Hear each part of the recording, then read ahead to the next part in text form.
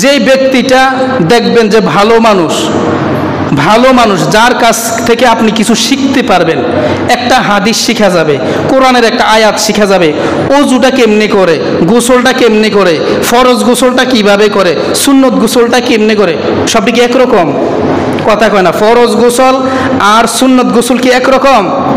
কেন আমরা জিজ্ঞেস করতে পারি যে হুজুর ফরজ গোসলটা কিভাবে করে একটু শিখিয়ে দেন, আমাদেরকে একটু জানতে হবে।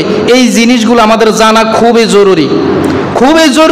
হুজুর আমি শিখতে এসেছি, আমার একটু শিখান, ওযুটা কেমনে করে, আমি তো আসলে ভুল গেছি, কেমনে ওযু করে, ওযুটা কেমনে করণ লাগবো, সুন্নতের নামাজগুলো কেমনে, প্রথমটা কেমনে পড়ে, আগে কোনটা পরে কোনটা, এগুলা যার কাছে শিখতে পারি আমরা তার কাছে একটু সময় দেব, সেখানে ঝগড়া থাকার সম্ভাবনা নাই।